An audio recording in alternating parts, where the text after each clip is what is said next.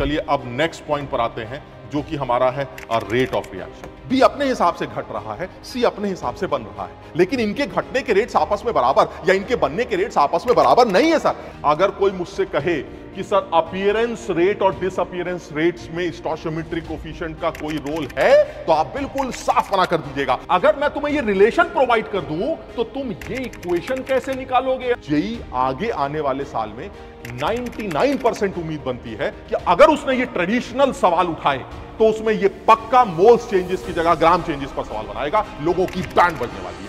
Clear हो गई बात। अब आते हैं नेक्स्ट पॉइंट पर, and that is rate of reaction. तो चलिए अब नेक्स्ट पॉइंट पर आते हैं, जो कि हमारा है रेट ऑफ रिएक्शन।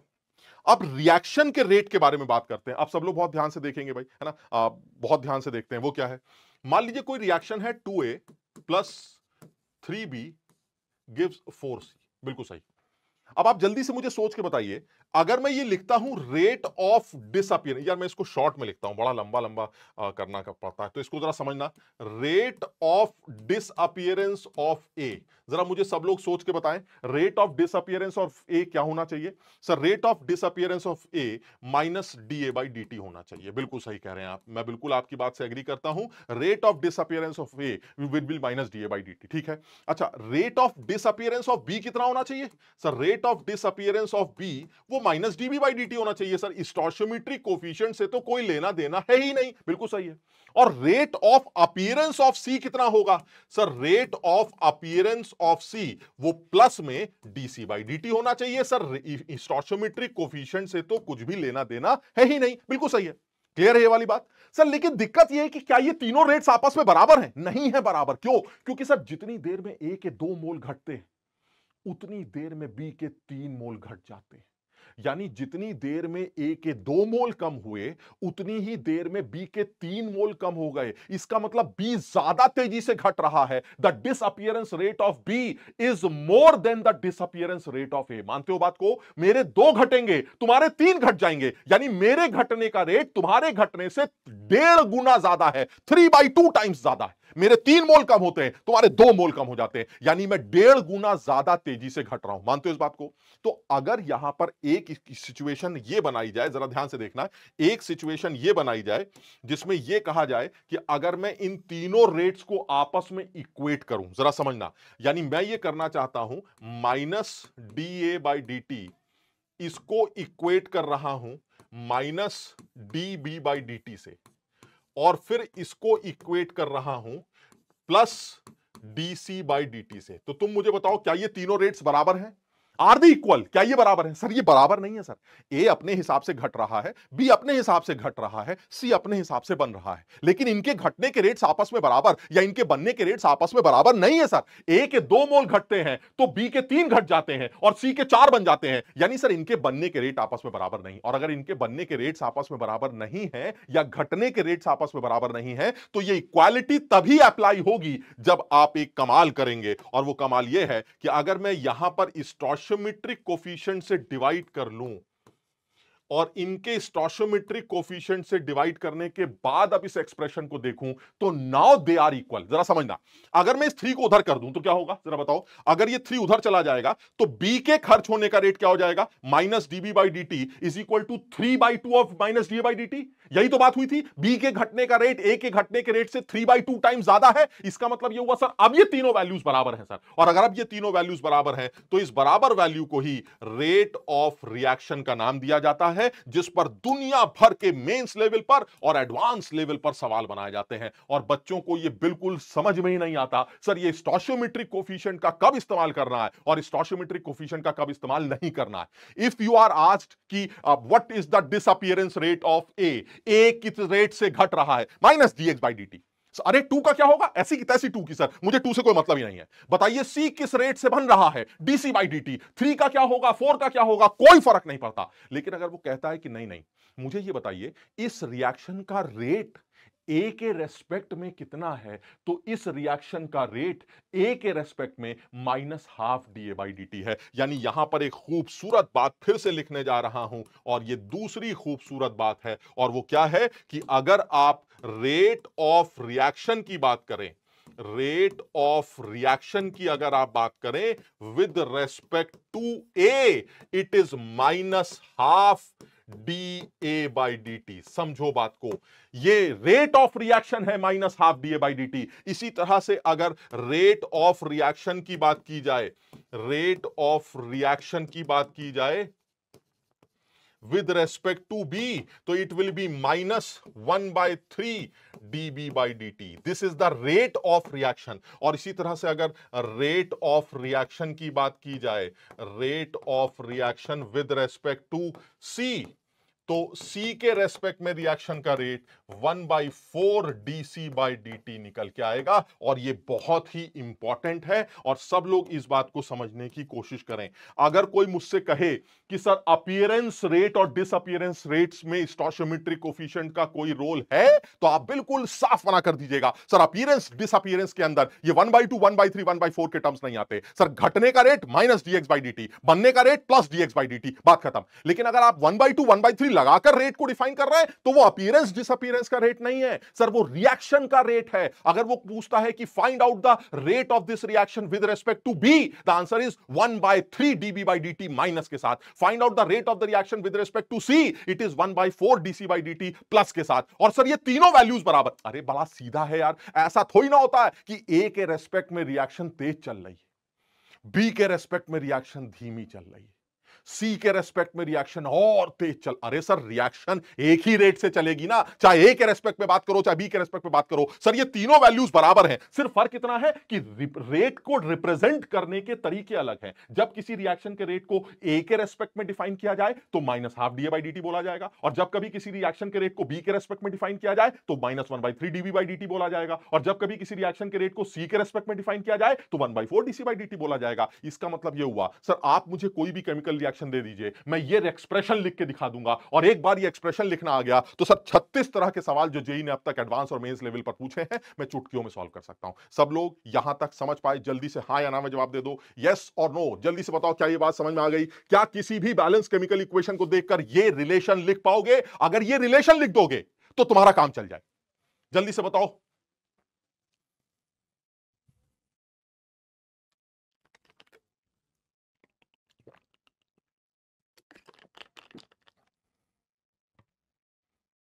शाबाश,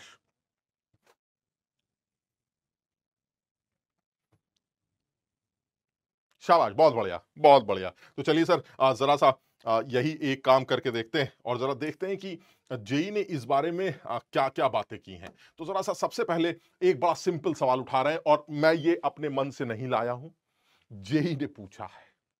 आप समझ रहे हैं, ये पूछा गया सवाल है और वो किस लेवल पर डिस्कशन कर रहा है ये भी आप देख लीजिए। और ये नया सवाल नहीं है, 2024 का 2023 के सवाल तो फिर भी थोड़े से इजी दिखते हैं, ये पुराने सवालों में आता है, यानी कि सर लेवल अभी भी वही चल रहा है और इसी लेवल के सवाल आपको आगे भी दिखाई देते रहे। क्या पूछ रहा है? For a chemical reaction A से B it was found that the concentration of B is increased by 0.2 in 30 minutes, find out the average rate. सवाल अच्छा क्यों है? सवाल सिर्फ अच्छा इसलिए है क्योंकि ये 30 मिनट्स है और हमें आवर्स में निकालना था। बस जल्दबाजी में कोई बच्चा गलत ना करे ये ध्यान रखना था, तो कोई बच्चा जल्दबाजी में गलती ना करे। अब देखो इस सवाल को कराने का पर्पस ये नहीं है कि मैं तुम्हें ये दिखाना चाह रहा हूं कि देखो मैंने तुम्हें अभी बताया और तुमने आंसर निकाल लिया ना, तुम्हें सिर्फ ये दिखाना चाह रहा हूं कि तुम भी अपने आने वाले एग्जाम में, जो अब आगे आने वाले कोई भी एग्जाम तुम देते हो, चाहे वो हमारे यहां का कोई पेपर हो, चाहे तुम्हारे किसी इंस्टीट्यूट का पेपर हो, चाहे तुम्हारे स्कूल का पेपर हो, कहीं का भी कोई पेपर हो, आगे जेई मेंस का पेपर हो, आप हमेशा इस बात का ध्यान रखिएगा कि रेट निकालते वक्त इस चीज का जरूर ध्यान रखना कि जो टाइम इंटरवल दे रखा है उस टाइम इंटरवल की जो यूनिट है उसी यूनिट में रेट डिफाइन होगा। अब अगर आपको किसी और यूनिट में रेट डिफाइन करना है तो आप अपने टाइम इंटरवल को उसी यूनिट में चेंज कर लीजिएगा। मेरी बात सब लोग समझ रहे हैं? यानी इसमें कोई दिक्कत नहीं है सर। अगर आप मुझसे रेट पूछना चाहते हैं तो साफ समझ में आता है, एवरेज रेट जो निकल के आने वाला है वो कितना आने वाला है, बी की और रिएक्शन दे रखी।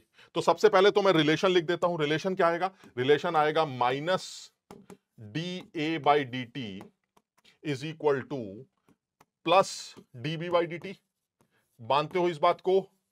And this is also equal to rate of reaction, क्योंकि दोनों लोगों के स्टोइचियोमेट्रिक कोफिशिएंट्स 1 और 1 है। यहां तक ठीक है। अब आप देख लीजिए सर आपको क्या निकालना है। सर मुझे रेट ऑफ रिएक्शन चाहिए और एवरेज रेट ऑफ रिएक्शन जो है बी के रेस्पेक्ट में डीबी बाई डी होगा और बी की कंसंट्रेशन 0.2 इंक्रीज कर रही है। So average rate of reaction is equal to delta B by delta T, और डेल्टा बी में चेंज कितने का आ रहा है 0.2 moles per litre divided by time को घंटे में ले लेते हैं तो 30 मिनट जो हैं आजकल आधा घंटे के बराबर होते हैं, 0.5 आवर्स। सर इसको आप सॉल्व कर लीजिएगा, ये 4 इंटू 10 रेस पावर -1 आएगा। सही कर रहे हैं हम। दिस इज 2/5 दैट इज 0.4 और ये 4 इंटू 10 रेस पावर -1 आएगा, दैट मीन्स यहां पर जो भरा जाएगा वो 4। बहुत बढ़िया, बहुत सारे बच्चे नहीं फैकल्टी वाला आंसर 0.4 बता रहा है। फैकल्टी वाला तुम्हारा आंसर सही है, बट तुम ये भी ध्यान रखना कि किस तरह से उसको रिप्रेजेंट करना है। अगर 10 की पावर -1 में रिप्रेजेंट करना है तो it should B 4 into 10 raise power -2, और अगर 10 की पावर -2 में रिप्रेजेंट करना होता तो 40 इंटू 10 रेस पावर -2। इतने पढ़े लिखे तुम हो, मेरे ख्याल से सब लोग इस बात को एग्री करेंगे। तो आंसर किस तरह से रिप्रेजेंट करना है वो ध्यान रखना। ये जेई मेंस में पूछा गया सवाल है, आसान सा सवाल बनाया गया है, और ये एक नहीं, इस तरह के कई सवाल लाइन से पूछे गए। इसलिए सबसे ज्यादा इंपॉर्टेंट क्या है कि मुझे किसी भी रिएक्शन के लिए ये रिलेशन लिखना आना चाहिए जो मैंने अभी सीखा, और मेरा टारगेट यही था कि शुरुआत के कुछ मिनटों में तुम्हें सबसे पहले यही सिखा दिया जाए कि पहली कैटेगरी का सवाल वो एवरेज रेट्स या instantaneous rates of appearance disappearance या फिर रेट ऑफ रिएक्शन के इस रिलेशन से पूछे जाते हैं। बच्चा ये कैटेगरी का सवाल कभी गलत ना करे। क्लियर है सबको? ये वाली बात समझ में आ गई? ठीक है, आगे बढ़े। चलिए सर नेक्स्ट पॉइंट पर आते हैं। नेक्स्ट पॉइंट क्या है सर? नेक्स्ट पॉइंट को अगर आप ध्यान से देखें, अब जैसे एक और सवाल लेते हैं सर, इस तरह के कई सवाल करते हैं सर, इसकी प्रैक्टिस करते हैं, मजा आएगा। अब जैसे ये वाला सवाल है ना, इसमें क्या करना है सर? देखिए ऐसा है, मुझे फिर वही लग रहा है, आप फिर वही वाली बात कर रहे हैं। आपके सामने ये रिएक्शन, अगर मुझे ये रिएक्शन दे रखी तो क्या मैं वो अपीयरेंस डिसअपीयरेंस रेट्स को रेट ऑफ रिएक्शन के साथ रिलेट कर सकता हूं? यानी मैं अभी सीख क्या रहा हूं? अभी मैं सीख रहा हूं रिएक्शन को देखकर मैं वो इक्वेशन लिखना सीख गया। ठीक है, रिएक्शन को देखकर मैं appearance disappearance rate and rate of reaction को रिलेट करना सीख गया। क्या है जरा जल्दी से बताइए। अरे सर बड़ा आसान है सर, इसका स्टोइचियोमेट्रिक कोफिशिएंट 1 है, इसका स्टोइचियोमेट्रिक कोफिशिएंट 3 है और इसका स्टोइचियोमेट्रिक कोफिशिएंट 2 है। सर 1 सेकंड लगता है सर, खटाक से रिलेशन लिखता हूं सर। दिस इज -dN2/dt, सब लोग एग्री करेंगे। दिस इज -1/3 dH2/dt, बहुत बढ़िया, इज इक्वल टू 1/2 dNH3/dt। और इसी को क्या कहा जाता है? This is rate of reaction. सबसे पहले तो ये लिखना आना चाहिए। सही है, सही है। आपने सर शुरुआत के टाइम पर सबसे पहले इसी में आपने अपना टाइम लगाया है, जिससे हमें ये लिखना आ गया। क्लियर है? अब आप क्या चाहते हैं? अब आप ये चाहते हैं कि मुझे डिसअपीयरेंस रेट ऑफ नाइट्रोजन दे रखा है, मुझे नाइट्रोजन का डिसअपीयरेंस रेट दे रखा है x। अगर नाइट्रोजन का डिसअपीयरेंस रेट x है, इसका मतलब क्या दे रखा है? सर देखिए मैं बहुत क्लियर हूं सर, किसी भी रिएक्टेंट का डिसअपीयरेंस रेट अगर दिया गया है तो इसमें स्टोइचियोमेट्रिक कोफिशिएंट का कोई लेना देना नहीं है। अगर आपने नाइट्रोजन का डिसअपीयरेंस रेट दिया है मास्टर जी, तो एक चीज क्लियर है, आपने -dN2/dt दिया है। बताओ जल्दी से, क्या ये बात सब लोगों को समझ में आ गई? बस जिसको ये वाली बात समझ में आ गई, खेल खत्म हो गया। जल्दी से बताओ, क्या ये बात सबको समझ में आ गई?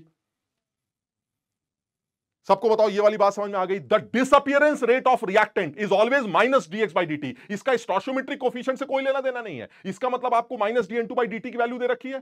ठीक है, इसका मतलब आपको इसकी वैल्यू दे रखी है। अब बताइए क्या चाहिए? सर मुझे रेट ऑफ रिएक्शन चाहिए। रेट ऑफ रिएक्शन, अरे भाई -dN2/dt ही तो रेट ऑफ रिएक्शन है, और आपको सवाल में -dN2/dt ही तो दिया गया है। इसका मतलब रेट ऑफ रिएक्शन की वैल्यू खड़ाक से क्या निकल आई? x। क्लियर? पहला आंसर सही। दूसरा sir, disappearance rate of hydrogen. What is disappearance rate? Sir disappearance rate of anything, disappearance rate of any reactant is -dx/dt। हमें चाहिए -dH2/dt, और हमें सवाल में क्या दिया है? हमें सवाल में दे रखा है -dN2/dt, this is equal to -1/3 dH2/dt। तो अगर मैं 3 को उधर भेज दूं तो -dH2/dt की जो वैल्यू आएगी वो -3 टाइम्स dn2/dt के बराबर आएगी। और सवाल में dn2/dt कितना दे रखा है सर? dn2/dt माइनस dn2/dt की वैल्यू x दे रखी है, so minus ds2/dt is 3x, यानी सेकंड पार्ट का आंसर क्या निकल आएगा? 3x। खटाक से सॉल्व हो गया। ये देखिए सर, क्लियर है? शाबाश, बहुत सारे बच्चे इसका आंसर सही दे रहे हैं। Appearance rate of ammonia, what is appearance rate of ammonia? Sir appearance rate या डिसअपीयरेंस में 1/2 1/3 से तो कोई मतलब ही नहीं है। यानी आपको क्या चाहिए सर? मुझे अपीयरेंस रेट चाहिए, यानी dns3/dt की वैल्यू चाहिए। अब जरा सोच के बताइए dns3/dt कैसे आएगा सर? 2 को उधर भेज दीजिए तो इट विल भी आ जाएगा -2 टाइम्स dn2/dt, क्लियर है? और माइनस dn2/dt की वैल्यू x है, तो 2 टाइम्स की वैल्यू 2x हो जाएगी। लीजिए सर, खटाखट आंसर आया 2x, ये भी खत्म। क्लियर है? शाबाश। रेट ऑफ रिएक्शन, अरे sir rate of reaction with respect to ammonia? अरे सर अमोनिया का क्या मतलब है? रेट ऑफ रिएक्शन तो चाहे अमोनिया के रेस्पेक्ट में डिफाइन करिए, चाहे हाइड्रोजन के रेस्पेक्ट में डिफाइन करिए, चाहे नाइट्रोजन के रेस्पेक्ट में डिफाइन करिए, सर वो तो हमेशा एक जैसा होता है। यानी rate of reaction is equal to minus dn2/dt, and minus dn2/dt is already x, which is also equal to 1/2 dns3/dt। इसका मतलब ये हुआ सर रेट ऑफ रिएक्शन तो पहले से ही गिवन है, and that is x। So answer should B x, 3x, 2x, x। बताओ समझे बात को? नहीं, x/2 नहीं, गलत मत करो, एक बार फिर से देखो। अमोनिया के रेस्पेक्ट में रेट ऑफ रिएक्शन क्या होगा सर? अमोनिया के रेस्पेक्ट में रेट ऑफ रिएक्शन होगा हाफ dns3/dt। ये ठीक है? अच्छा, हाफ dns3/dt की वैल्यू माइनस dn2/dt भी है, और माइनस dn2/dt ऑलरेडी कितना दे रखा है x, इसका मतलब हाफ dns3/dt इज x। यही रेट ऑफ रिएक्शन है। So ultimately rate of reaction चाहे नाइट्रोजन के रेस्पेक्ट में डिफाइन करो, चाहे हाइड्रोजन के रेस्पेक्ट में डिफाइन करो, चाहे अमोनिया के, ये आंसर तो x ही आने वाला है। इसका मतलब सारे के सारे आंसर क्या हैं? x, 3x, 2x, x। कितना अच्छा सवाल होगा कि अगर मैं इन चारों ऑप्शंस को ऐड कर दूं तो x का कोफिशिएंट क्या होगा? तो the answer is 1 + 3 + 2 + 1, that is 7। यानी कि अगर वो पूछता है कि if all the rates of reactions, अगर मैं ऑल द आंसर्स को अगर मैं सम कर दूं, कुछ भी सवाल बना सकता है उल्टा सीधा, तो what will be the total coefficient of the x value? तो आंसर विल बी 7। क्लियर? किसी भी तरह से सवाल बना सकता है, किसी भी तरह से वो सवाल पूछ सकता है। क्लियर है? सब लोग को ये वाली बात समझ में आ गई? ठीक है, यानी ये वाला कोफिशिएंट हमारी, ये तो ऐसे मेरे दिमाग में आया, मैंने ऐसे पूछ लिया। ये 1x है, ये भी 1x है, तो अगर मैं सारे कोफिशिएंट्स ऐड करता हूं तो आंसर विल बी 7। तो हो सकता है इस तरह का कोई सवाल बना दे, क्योंकि गलती तो हो सकती है। इस तरह का कोई सवाल बना सकता है कि what is the coefficient of the total, कुछ भी करके बकवास करके सवाल बना सकता है, या फिर सीधे सीधे ये ऐसे पूछ सकता है। क्लियर है? चलिए सर, और सवालों की बात करते हैं, और एक स्टेप आगे बढ़ते हैं, एक स्टेप और ऊपर उठते हैं, और एक बड़ा खूबसूरत बात फिर से करते हैं। और ये देखिए आप, मैं नहीं कर रहा हूं, ये 2019 में पूछा गया जेई का सवाल है, और 2019 के पेपर को एक अच्छा पेपर माना जाता था।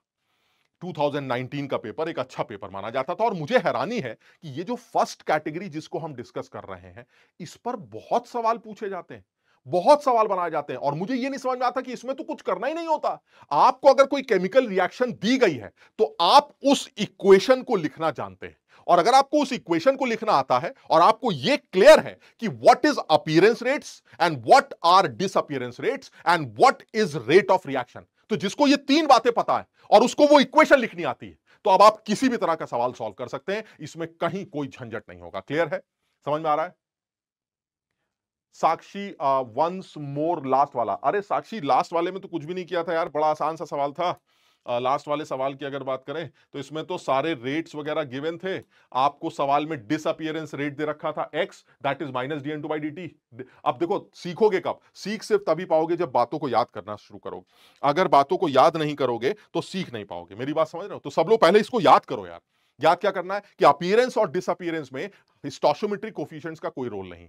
अगर डिसअपीयरेंस की बात है तो माइनस dx/dt, अपीयरेंस की बात है तो प्लस dx/dt। स्टोशियोमेट्री वाली बातें तब आती हैं जब आप रेट ऑफ रिएक्शन को डिफाइन करते हैं। ये बात खत्म हो गई। और फिर इन रेट ऑफ रिएक्शंस को इन रिएक्टेंट्स और प्रोडक्ट्स के रेस्पेक्ट में कैसे लिखा जाता है, उस इक्वेशन को लिखना सीख लो। फिर सवाल आप कैसा भी चाहें वैसा कर सकते हैं। ठीक है ना?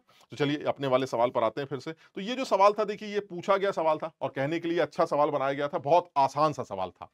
हो क्या रहा है सर? ये रिलेशन, ये reaction.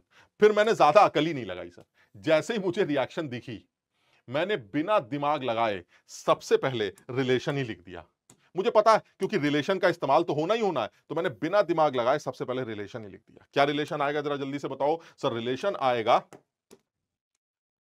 Minus half DN2O5 by dt is equal to, ये प्रोडक्ट है, 1/4 DNO2 बाय dt, साथ में ये भी प्रोडक्ट है, तो D प्लस में आएगा, कोफिशिएंट 1 है, तो DO2 बाय dt। क्लियर है? और ये किसके बराबर है sir? This is rate of this reaction. Sir ये रिएक्शन का रेट। क्लियर हो गया? इक्वेशन आ गई। अब आपको जो खेलना है खेलिए। सर बताइए आपने क्या दे रखा है? उसने मुझसे कहा है कि N2O5 3 मोलर से घटकर 2.75 हो जाता है 30 मिनट में। बड़ा टाइम लेता है सर, 30 मिनट में एक आदमी 3 मोलर से 2.75 हो जाता है। So what is the rate of formation of NO2? मुझे NO2 का रेट ऑफ फॉर्मेशन बताइए। अब आप जरा समझिएगा, अगर आपको NO2 का रेट ऑफ फॉर्मेशन चाहिए तो आपको क्या चाहिए, जरा जल्दी से बताइए। Rate of appearance of NO2 किसके बराबर होगा? सर वो तो सोचना ही नहीं है सर। अपीयरेंस डिसअपीयरेंस में कहीं पर भी 1/2, 1/3, 1/4, 1/5 का कोई रोल नहीं है sir. This is rate of appearance of NO2। अब आप बताइए आपको DNO2 बाई dt चाहिए, and DNO2 by dt will be 4 ऊपर चला जाएगा, 4 उधर चला जाएगा, और आपको डिसअपीयरेंस रेट किसका दे रखा है? N2O5 का। और N2O5 का डिसअपीयरेंस रेट क्या होता है sir? Disappearance rate of N2O5। अगर डिसअपीयरेंस की बात करता है तो स्टोशियोमेट्रिक कोफिशिएंट से कोई मतलब ही नहीं है। This is DN2O5 by dt। कितना आएगा सर? कंसंट्रेशन में चेंज आ रहा है 3 से 2.75, यानी कितना चेंज हुआ? 0.25। कितने घंटों में सर? 30 मिनट में। यानी ये जो निकल के आ रहा है सर, ये आपका rate of disappearance of N2O5 आ रहा है, दैट इज माइनस DN2O5। आपको चाहिए DNO2 by dt। What is DNO2 by dt? Sir DNO2 by dt will be 4/2 of DN2O5 by dt। Clear है? यानी नेक्स्ट पेज की बात करें तो नेक्स्ट पेज पर जो मुझे समझ में आ रहा है कि अगर मुझे DNO2 बाई dt चाहिए तो it should be equal to -4/2 DN2O5 by dt। Clear है?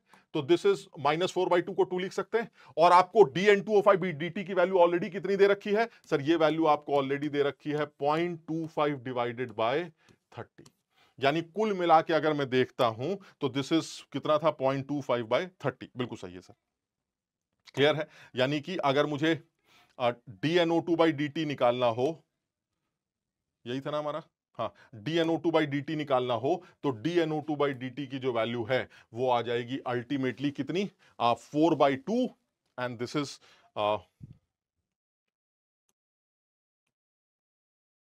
ये वैल्यू आ जाएगी। क्लियर है? क्योंकि DN2O5 बाई dt की वैल्यू माइनस था ना, समझ रहे हो बात को?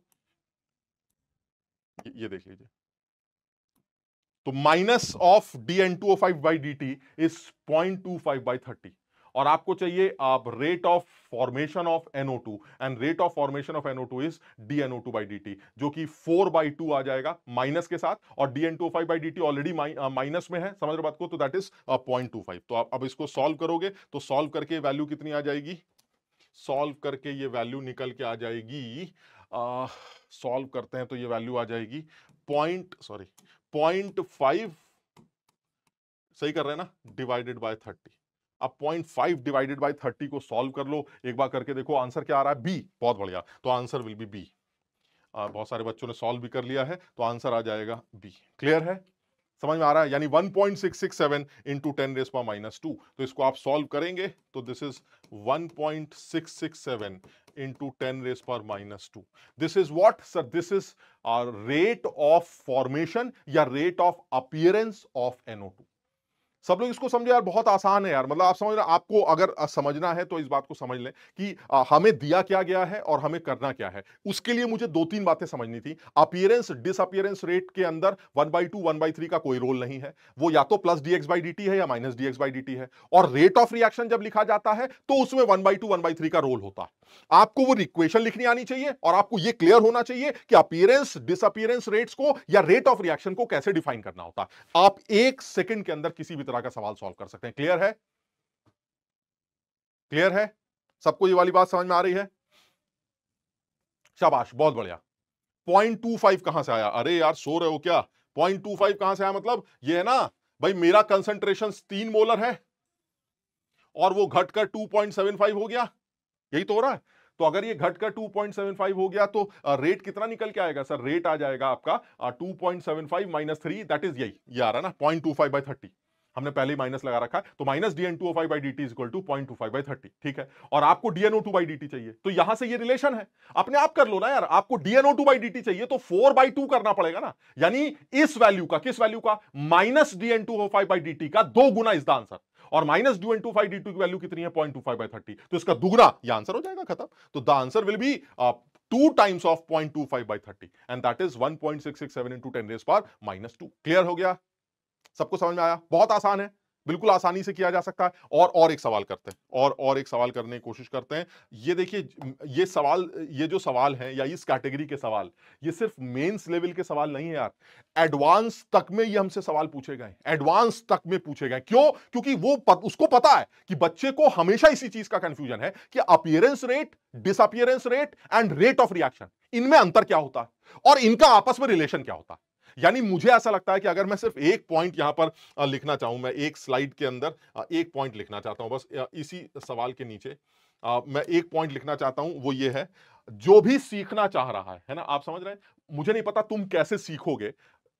अरे यार, ब्रांड मुंडा माइनस साइन कहां गया? वो माइनस साइन माइनस dN2O5/dt के बराबर है ना, यानी माइनस dN2O5/dt की वैल्यू ही तो 0.25/30 है ना। तो मुझे तो उसको दुगना करना है बस, क्योंकि मुझे तो dNO2/dt चाहिए, which is 2 times of minus dN2O5/dt and minus dN2O5/dt is 0.25/30। तो आपको तो सिर्फ 2 गुना आंसर रिपोर्ट करना है, बात खत्म। क्लियर है ना? चलिए, तो सर इसी में जो मैं बात करना चाह रहा था वो ये कि जो सीखना चाह रहा है उसको आना क्या चाहिए? व्हाट, बल्कि ऐसे लिखते हैं, हाउ वी रिप्रेजेंट रेट, बल्कि और शॉर्ट में लिखते हैं, rate of disappearance and rate of appearance of reactants and products, reactants and products. पहली बात तो ये क्लियर है। सबसे पहले तो एक बच्चे को यह सीखना चाहिए कि मैं रेट ऑफ डिसअपीयरेंस या अपीयरेंस रेट कैसे लिखता हूं। दूसरी बात क्या सीखनी है, अगर आप ये टॉपिक सीखना चाहते हैं तो दूसरी बात क्या सीखनी है? रेट ऑफ रिएक्शन कैसे लिखते हैं, रेट ऑफ रिएक्शन का क्या मतलब होता है with respect to reactants and products, क्योंकि अब स्टोइचियोमेट्रिक कोफिशिएंट्स का रोल आएगा, है ना। और जो तीसरा सवालों को करने के लिए हमें इस्तेमाल करना है वो क्या है? Relation between ROA, ROD and rate of reaction. जिन बच्चों को ये टॉपिक सीखना है, मैं ये नहीं कहता कि जैसा मैंने कराया तुम वैसे सीखो, बट जिन बच्चों को ये सवाल करने सीखने हैं जो कि एडवांस लेवल पर भी पूछे जाते हैं, वो ये बात समझ ले कि आपको ये 3 बातें सीखनी पड़ेंगी। अगर आप ये 3 बातें सीख के नहीं जाते तो आप ये सवाल नहीं कर पाएंगे। अब वो कैसे सीखना है वो आप देख लीजिए। अब मुझे जल्दी से चैट में ये बता दीजिए कि किन किन लोगों को ये रिलेशंस लिखने, अपीयरेंस डिसअपीयरेंस रेट्स को आपस में लिंक करना या रेट ऑफ रिएक्शन के साथ लिंक करना, किन किन लोगों को ये समझ में आ गया है? जल्दी से एक बार चैट में बता दें, फटाफट एकदम। हाँ, O2 में 4 टाइम्स हो जाएगा। अगर O2 का निकालना है तो O2 का तो हमें निकालना नहीं था। शाबाश,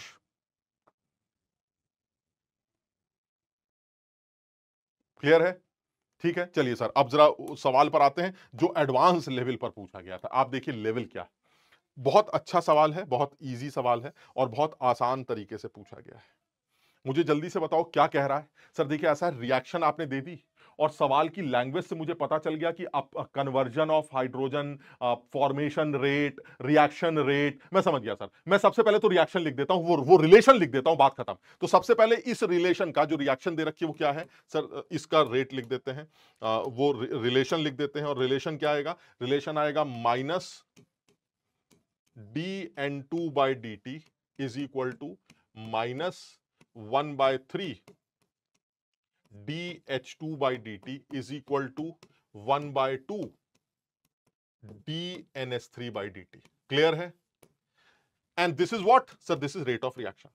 मेरे ख्याल से अब तो सब लोग समझ गए होंगे ये रिलेशन लिखना। अच्छा, इस रिलेशन में कोई अगर आपसे पूछे कि what is the disappearance rate of hydrogen, तो क्या जवाब दोगे? Sir, disappearance rate of hydrogen का मतलब है minus DH2/dt। What is the rate of reaction with respect to hydrogen? Sir, rate of reaction with respect to hydrogen is -1/3 DH2/dt। Hydrogen के घटने का रेट DH2/dt माइनस में, और reaction का rate -1/3 DH2/dt। मैं सिर्फ इतनी बात समझाना चाह रहा हूं, आप इसको समझ लें, आपका काम चल जाएगा। खैर, तो काम की बात करते हैं। काम की बात क्या है सर? वो ये कहना चाह रहा है कि भाई ये बताइए, अगर मैं आपसे बताऊं कि अमोनिया का जो फॉर्मेशन का रेट है वो 0.001 किलोग्राम पर आवर है। अमोनिया के फॉर्मेशन का रेट दे रखा है और हाइड्रोजन के डिसअपीयरेंस का रेट पूछा जा रहा है। What is the disappearance rate of hydrogen? अरे मैंने कहा यार ये कितना घटिया सवाल है, एडवांस का सवाल कैसे हो सकता है? अब बहुत ध्यान से रखना, ये पॉइंट इस पूरे टॉपिक का लास्ट खूबसूरत पॉइंट है। आप जब भी कभी डिसअपीयरेंस रेट्स या अपीयरेंस रेट्स या रेट ऑफ रिएक्शंस को डिफाइन करते थे, आप कंसंट्रेशंस के चेंज को ऑब्जर्व करते थे, मोल्स के चेंज को ऑब्जर्व करते थे, आप मास के चेंजेस को ऑब्जर्व नहीं करते थे। अब बस जो बच्चे लल्लू हैं वो इसका आंसर डी डी डी लिख रहे हैं, और जो समझदार होंगे वो इसका आंसर सही बताएंगे। अब मेरी बात सबको समझ में आई? सर 0.001 कहां से आ गया सर? ये किलोग्राम है सर, ये केजी है। हम कंसंट्रेशन, ये क्या होता है बिग ब्रैकेट? सर ये जो कैपिटल ब्रैकेट बिग ब्रैकेट है सर, ये कंसंट्रेशंस को रिप्रेजेंट करता है सर, ये मोल्स को रिप्रेजेंट करता है सर। ये किलोग्राम की बातें मत करिए, मोल्स की बातें करिए। समझ में आई गलती? सबको समझ में आ गया? और ये इसीलिए एडवांस का सवाल था सर। आपने अमोनिया के फॉर्मेशन के रेट के बारे में बात की है, यानी आप DNS3/dt की बात कर रहे हैं। बात समझते हो? अपीयरेंस या डिसअपीयरेंस रेट्स में 1/2 1/3 से कोई मतलब नहीं है। आपको DNS3/dt दिया गया है। कितना दिया गया है भाई साहब? 0.001 kg, यानी 0.001 into 10⁻³ gram divided by 17 moles. समझ में आई बात? यानी ये है इतने मोल्स पर आवर। सर ये है आपका DNS3/dt। क्लियर है? सबको समझ में आ रहा है? यानी अगर मैं वॉल्यूम को V ले लूं तो इसकी वैल्यू आ गई 0.001 इंटू 10⁻³ अगर वॉल्यूम को V ले लो तो V ले लो, अल्टीमेटली V बाद में कैंसिल हो जाएगा जब आप अदरवाइज वॉल्यूम को 1 लीटर ले लेते, बात ही खत्म। यानी द कंसंट्रेशन इज 1/17 मोल्स पर लीटर पर आवर। क्लियर? ठीक है। अच्छा, आपको निकालना क्या है? सर मुझे चाहिए हाइड्रोजन के कन्वर्जन का रेट, यानी -DH2/dt चाहिए। तो आप खुद देखिए -DH2/dt कैसे निकल के आएगा। हमें चाहिए हाइड्रोजन का disappearance rate. The disappearance rate of hydrogen is 3 उधर चला जाएगा, so this will B 3/2 of formation of ammonia का रेट। क्लियर है? आपको सवाल में सब कुछ दे रखा है। इसके जो फॉर्मेशन का रेट है वो कितना है? सर ये 1/17 आएगा। 1/17 ग्राम, इसको भी किलोग्राम में कन्वर्ट कर लेते हैं। 10⁻³ kg। एक सेकेंड, ये निकल के आ रहा है आपका किसमें? Sir this is moles per hour. Clear है? सर ये आपका हाइड्रोजन का डिसअपीयरेंस रेट आ गया 3/2 इंटू 1/17। लेकिन आपको आंसर मोल में चाहिए। सर आपको आंसर किलोग्राम में चाहिए, तो इसका मतलब इस मोल को पहले ग्राम में कन्वर्ट करेंगे, फिर ग्राम को किलोग्राम में कन्वर्ट करेंगे। चलिए सर यहीं करेंगे, मजा आएगा। Sir this is 3/2 into 1/17 into 2 into 10⁻³ kilogram per hour. बताओ कितनों के समझ में आया? मजा आ जाएगा, बैंड बजेगी लोगों की, क्योंकि ये पूछे जाते हैं। हम इसलिए, तुम्हें क्यों लगता है हम 1 घंटे से इस बारे में डिस्कशन कर रहे हैं? क्यों? क्योंकि मुझे पता है ये सवाल तुमसे एग्जाम में जरूर पूछा जाए। इसी तरह के सवाल तुमसे पूछे जाएंगे। जब बातें ग्राम में या किलोग्राम में चल रही हो तो फटाक से उनको मोल में कन्वर्ट कर लेना, इस बात का ध्यान रखना, क्योंकि आप कंसंट्रेशन चेंजेस की बात करते हैं, वेट चेंजेस की बात नहीं करते। तो आपने फौरन के फौरन अमोनिया के मॉलिक्यूलर वेट से डिवाइड करके मोल्स पर आवर या moles per litre per hour की कंसंट्रेशन चेंज निकाल ली। और फिर उसके बाद तो जो करना है, सर हाइड्रोजन का डिसअपीयरेंस रेट चाहिए तो it will be 3/2 times of ammonia का फॉर्मेशन। देख रहे हो तुम? अगर तुम्हें हाइड्रोजन का कन्वर्जन चाहिए, हाइड्रोजन के डिसअपीयरेंस रेट चाहिए, तो 3 को उधर भेज देंगे, तो ये हो जाएगा minus dH2/dt and that minus dH2/dt is 3/2 of dNS3/dt और dNS3/dt इज 1/17 आपने 3 कर रखा है, so this is 3/2 into 1/17 moles per R. अब अगर आपको हाइड्रोजन का भी ग्राम चाहिए तो मोल्स को ग्राम में कन्वर्ट कर लीजिए, हाइड्रोजन के मॉलिक्यूलर वेट से मल्टीप्लाई करके 2 आ गया, क्लियर है। और उसको किलोग्राम में कन्वर्ट करना है तो 10⁻³ से मल्टीप्लाई कर दीजिए और उसके बाद खुशी खुशी आंसर ले जाइए। और आप समझ लीजिए कि जब यह सवाल पूछा गया होगा तो न जाने कितने लोगों ने यह सवाल गलत किया होगा, क्योंकि सबसे पहले तो वो मुस्कुराए होंगे, अबे एडवांस वाला पागल हो गया, इतना आसान सवाल आंसर डी आ रहा है, पागल कहीं का। जब बाहर निकल के आए तो तोते उड़ गए, क्यों? क्योंकि उनको एकदम से याद आया, ओ माय गॉड, मैंने तो ग्राम ग्राम में खेल कर खेल खत्म कर दिया। जबकि ये रिलेशन जो मैंने याद किया है, ये कंसंट्रेशन चेंजेस के साथ रिलेट किया जाता है, मोल्स के चेंजेस के साथ रिलेट किया जाता है। सर ये ग्राम्स के चेंजेस के साथ रिलेट नहीं किया जाता। तो जब ग्राम में चेंज दिया जाए तो आप पहले मोल में कन्वर्ट करके दूसरे आदमी के मोल्स के चेंज निकाल लीजिए, और अगर उस दूसरे आदमी का भी तुम्हें ग्राम का चेंज चाहिए तो उसके मोल्स पर लीटर पर आर को आप उसके ग्राम पर लीटर पर आर में कन्वर्ट करके उसको किलोग्राम वगैरह जैसे भी कन्वर्ट करना करते रहिए, क्लियर है। ऑफिशियल अनिल कुमार पूछ रहे हैं, लास्ट में सर समझ में नहीं आया। ऑफिशियल अनिल कुमार, थोड़ा सा समझो बात को। ये तो समझ गए कि ये अमोनिया के कंसंट्रेशन या मोल्स में इस किलोग्राम को ग्राम में कन्वर्ट करके मोल्स चेंज निकालने थे। तो हमने सबसे पहले अमोनिया का जो अमोनिया के फॉर्मेशन का रेट है जो किलोग्राम पर आर में दे रखा है, वो मैंने मोल्स पर आर में कन्वर्ट कर लिया। ठीक है, यहां तक ठीक है। और इसके मोल्स पर आर को यूज करके हाइड्रोजन का मोल्स पर आर निकाल लिया। यहां तक ठीक है। ये जो आंसर है ये मोल्स पर आर, तुम्हें आंसर मोल्स पर आर में चाहिए किलोग्राम पर आर में। तो अब इस मोल्स को किलोग्राम में कैसे कन्वर्ट करेंगे? सर मोल्स को पहले ग्राम में ले जाएंगे। क्या करेंगे? सर हाइड्रोजन के मॉलिक्यूलर वेट से मल्टीप्लाई किया, ये 2 से, फिर तो ग्राम पर आर आ गया। लेकिन सर आपको तो किलोग्राम पर आर चाहिए, तो आपने 10⁻³ से और मल्टीप्लाई कर दिया। अब आपका फाइनली हाइड्रोजन का डिसअपीयरेंस रेट किलोग्राम पर आर में आ गया। क्लियर है? नहीं रिपीट नहीं यार, देखो गंदी बातें मत करा करो। तो हमें पता है तुम लोग शरीफ लोग हो, तुम लोग ये चाहते हो कि पूरी की पूरी चम्मच सर गले के थ्रू, बल्कि गले में भी टच मत करिएगा सर, सीधे अंदर होनी चाहिए, सीधे यार ऐसा मत करवाओ, ऐसे मजा नहीं आएगा। आप समझ बात को, थोड़ा सा खुद से मेहनत करोगे तो ज्यादा मजा आएगा। तो सिर्फ और मैं तुम्हें बताऊं, इस सवाल को लाने का पर्पस ये नहीं था कि तुम्हें ये दिखाना था कि देखो तुमने गलत कर दिया। ये पर्पस ये था कि जेई आगे आने वाले साल में 99% उम्मीद बनती है कि अगर उसने ये ट्रेडिशनल सवाल उठाए तो उसमें ये पक्का मोल्स चेंजेस की जगह ग्राम चेंजेस पर सवाल बनाएगा। लोगों की बैंड बजने वाली है। जो बच्चे याद करके नहीं जाएंगे, समझ के नहीं जाएंगे, उनको क्या लेना देना सर कंसंट्रेशन? वो तो ग्राम को ग्राम से घटाते हैं, मोल को मोल से, दैसी की तैसी। तुम इस बात का ध्यान रखना कि जब वो इस चीज की वैल्यू, अब तक जब भी सवाल आता था वो मोलारिटी चेंज ही देता था। 3 मोलर से 2.75 मोलर हो गया, 5 मोलर से 10 मोलर हो गया। अब उसने किलोग्राम का चेंज दे रखा है, तो आप किलोग्राम के चेंज को मोल के चेंज में कन्वर्ट कर लीजिएगा। उसके बाद अपना आंसर मोल में निकाल लीजिएगा। अब अगर आपको फाइनल आंसर मोल में ही चाहिए तो इसी को टिक कर दीजिएगा, ये जो आया। अगर वो कहता नहीं मुझे तो हाइड्रोजन का भी आंसर किलोग्राम पर आर में चाहिए, तो अब इसको वहां पर क्या किया सर, ग्राम, किलोग्राम को ग्राम में लाए, ग्राम को मोल में लाए। इस यहां क्या किया सर, मोल में आंसर आया, उसको ग्राम में लिया, ग्राम के बाद उसको किलोग्राम में कन्वर्ट कर दिया। ये काम कर रहा है, क्लियर है। 17 कैसे आया? बात तो सही है। अमोनिया का मॉलिक्यूलर वेट 17 कैसे होता है? जिस दिन हमें ये बात समझ में आ जाएगी उसी दिन तुम समझ लेना कि हमें ऐसा लगेगा कि हमने सब सारा जग जीत लिया। अबे घनचक्कर हो क्या? तुम्हें अमोनिया का, गजब लल्लू आदमी हो बे, तुम्हें अमोनिया का भी मोलर मास नहीं पता 17 होता है? तैयारी कर रहे हैं। क्लियर है ये वाली बात? सबको ये वाली बात समझ में आ गई? ठीक है, चलिए आगे बढ़ते हैं, नेक्स्ट पॉइंट पर आते हैं। ये देखिए, अपने मन से नहीं कर रहे हैं, अपने मन से नहीं कर रहे हैं, पूछा गया सवाल। क्या बताना चाह रहा हूं मैं? बताना ये चाह रहा हूं कि सर ये जेई का जो नीट एनटीए लेवल है सर, ये एनटीए लेवल सर इन सवालों का पीछा क्यों नहीं छोड़ रहा? तो लोगों ने बताया कि अब पता नहीं वो उसको ऐसा क्यों लगता है कि ये सवाल अच्छे हैं। लेकिन सर जब उसने लाइन से सवाल पूछने शुरू किए तो लोगों को उन सवालों के आंसर आने पता चल गए कि भाई एक इक्वेशन बनाई जाती है और जो पढ़ा लिखा बच्चा है उसको पता है कि हमें दिया क्या गया है। अगर अपीयरेंस रेट दे रखा है या डिसअपीयरेंस रेट दे रखा है या रेट ऑफ रिएक्शन दे रखा है तो सर वो उसको आइडिया लग जाता है कि क्या दिया गया है और उस रिलेशन को देखकर वो अपने बाकी सारे आंसर्स निकालता रहता। ठीक, तो जेई ने ये सोचा कि यार अब तो बच्चों को पता चल गया यार, इस तरह के सवाल जब भी पूछे जाते बच्चा आंसर दे देता है। तो उसने नया ड्रामा क्या शुरू किया है पिछले कुछ सालों से, वो अब कुछ नई बातें जोड़ने लगा। आप देख रहे हैं जैसे ये सवाल सवाल तो दो कौड़ी का भी नहीं है, लेकिन सवाल को देखते ही लोगों की, बहुत सारे लोगों की हिम्मत टूटेगी। आप समझिए, बहुत सारे लोगों की हिम्मत टूटेगी।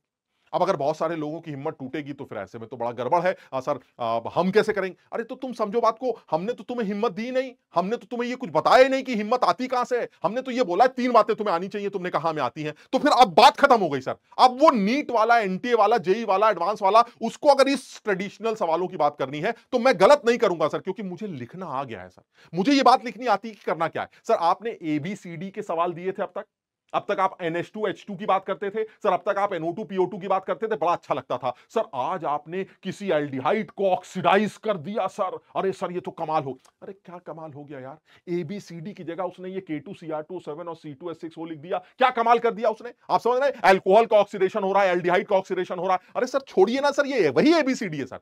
आप अगर इस रिएक्शन के लिए भी वही रेट ऑफ इक्वेशन लिख दे तो काम चल जाएगा। लेकिन सर इतना बड़ा है, मैं सबके लिए नहीं लिखूंगा। मैं सिर्फ सवाल देखता हूं कि मुझे किसके लिए लिंक बनाना है। सर एक तो Cr2SO4 होल थ्राइस की बातें चल रही हैं और एक C2H6O की बातें चल रही हैं। लीजिए सर इन्हीं दोनों को लिंक बना लेते हैं, जरा समझना अपने आप। -1/3 of D C2H6O by dt is equal to, yes 1/2, जरा समझना, Cr2SO4 whole thrice by dt। बताओ क्या ये रिलेशन सबके समझ में आ गया? अब तुम इसको चाहे जैसा सवाल समझ लो, मतलब मुझे वाकई में अफसोस होगा इस बात का अगर तुम में से ये सवाल को देखकर लोग डर गए होंगे। मुझे वाकई में अफसोस होगा, क्योंकि मुझे इतनी हैरानी होती है और हमेशा ही मैं इस बात से हमेशा हैरान रहता हूं, यार बच्चे क्यों इतनी बड़ी बेवकूफी करते हैं, मुझे ये बात समझ में नहीं आती। वो डराता है तो तुम डर क्यों जाते हो यार? मुझे ये बात समझ में नहीं आती। सर वो डराता क्यों? अरे तो उसके पास कोई रास्ता नहीं है यार। तुम बताओ क्या ये सवाल जो अब तुम कर रहे हो, मैं इसका आंसर भी तुम्हारे सामने लिख देता हूं, तुम अभी इसका आंसर समझ लेना। Cr2SO4 the rate of appearance, यानी इसका जो अपीयरेंस रेट है वो 2.67। अपीयरेंस रेट 2, क्या मतलब होता है sir appearance rate? Sir appearance rate का मतलब होता है हाफ DCr। कैसी बातें कर रहे हैं सर? अपीयरेंस डिसअपीयरेंस में ये हाफ वाफ नहीं आता है sir. Appearance rate of this chromic sulphate is DCr2SO4 whole thrice by dt। बात खत्म। यानी सवाल में मुझे क्या दे रखा है सर? सवाल में मुझे आपने ये दे रखा है DCr2SO4 whole thrice divided by dt, और उसकी वैल्यू आपने 2.67 दे रखी है मोलर पर मिनट, ये दे रखी है सर। क्लियर है सर? ये आपने वैल्यू दे रखी है। अब आप चाहते क्या है? The rate of disappearance of this. Sir what is rate of disappearance? Sir rate of disappearance is -1/3। कैसी बातें कर रहे हैं सर? रेट ऑफ डिसअपीयरेंस तो -DC2H6O/dt होगा। सो रेट ऑफ डिसअपीयरेंस क्या होगा? -DC2H6O/dt।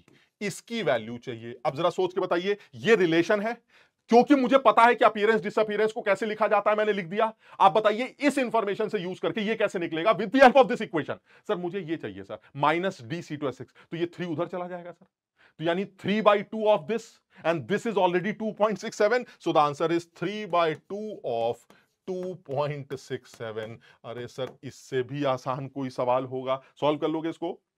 2.67 किसके बराबर होगा? 2.67 हो गया आपका 8/3, so this is 3/2 into 8/3 and this is 4 molar पर मिनट।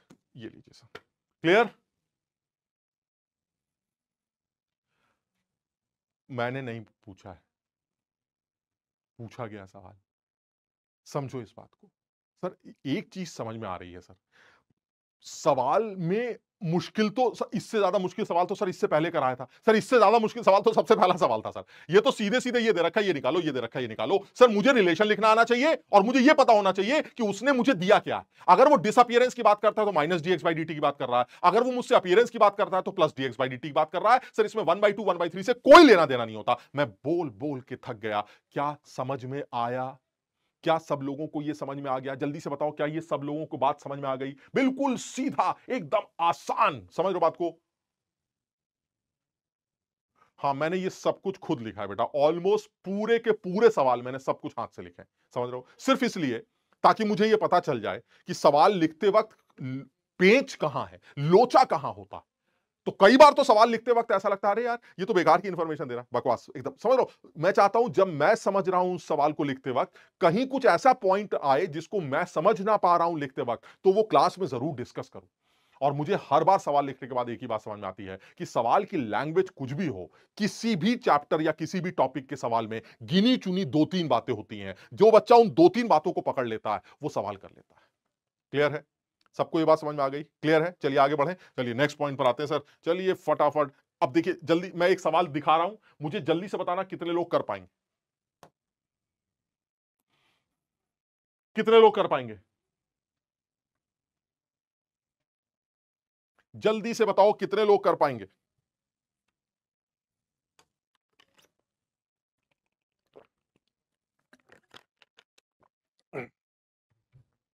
ध्यान से देखना, गलती मत करना। ग्राम है सर, ग्राम। समझ लो बात को। हमें चाहिए रेट ऑफ रिएक्शन। अच्छा मुझे जल्दी से बताओ क्या ये इक्वेशन ठीक है?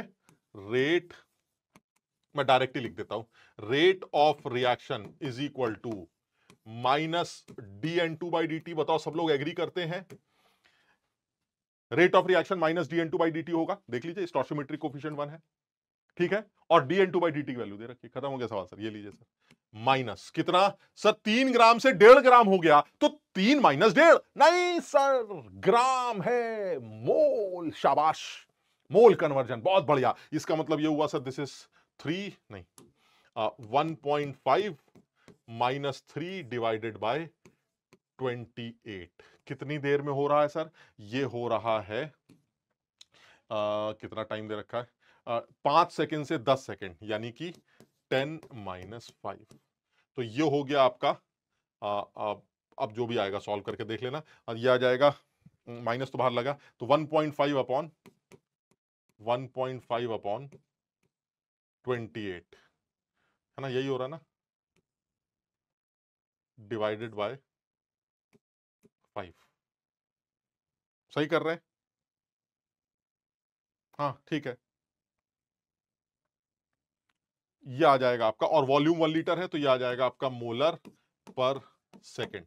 Sir this is the rate of the reaction. Clear? कर लोगे सब लोग इसको अब?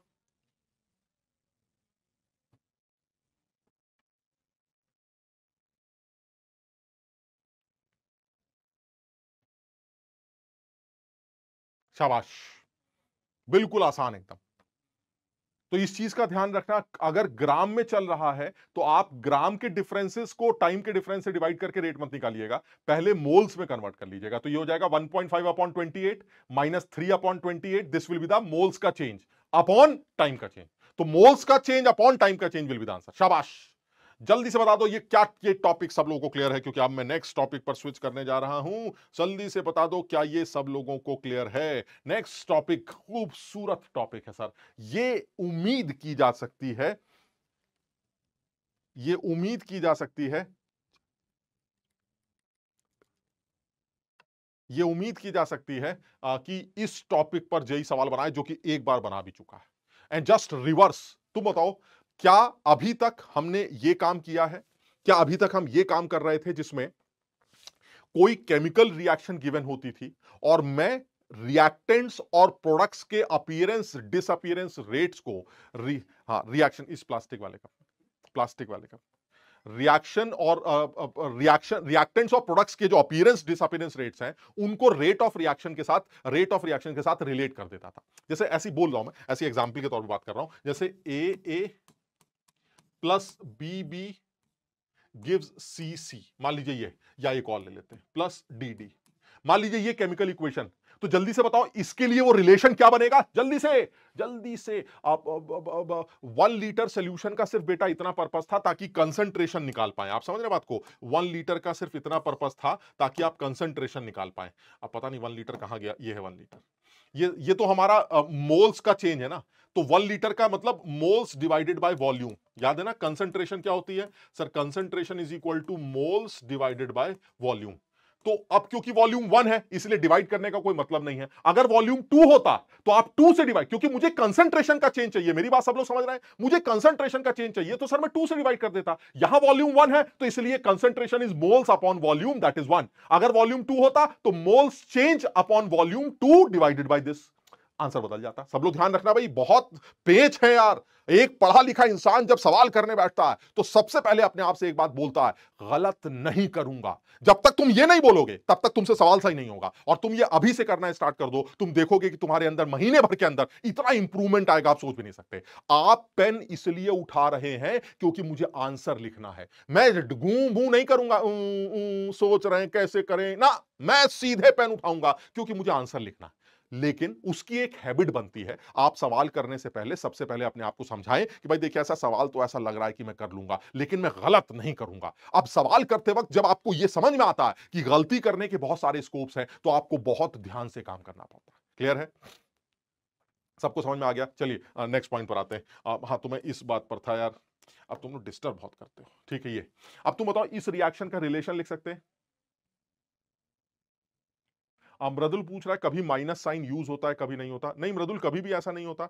आप minus D x by D T का मतलब ही होता है डिसअपियरेंस। तो कई बार सवालों में मैंने बोला the disappearance rate of nitrogen is given, यानी मैंने minus D N two by D T की वैल्यू दे रखी है।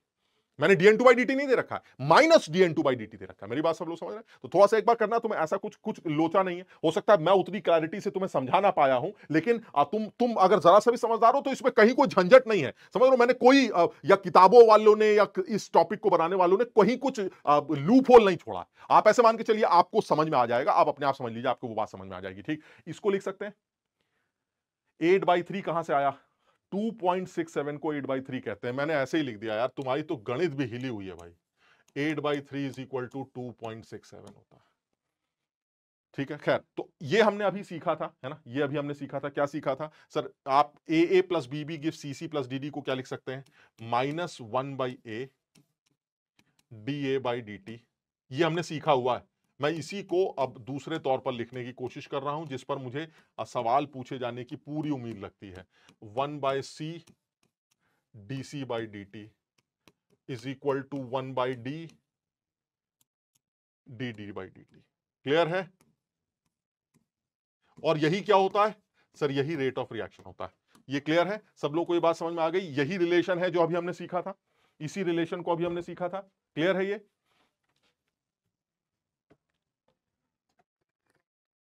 हाँ, ये टॉपिक एनसीईआरटी में नहीं है, लेकिन जेई के मेंस लेवल पर इस पर सवाल बनाया गया है, इसलिए बहुत इत्मीनान से समझना भाई, बहुत इत्मीनान से। सर ये वो काम है जो क्या किया मैंने? सर ये वो काम है जो मैंने किया कि अगर मुझे ये गिवन हो, अगर मुझे ये गिवन हो तो ये लिखना आता है मुझे।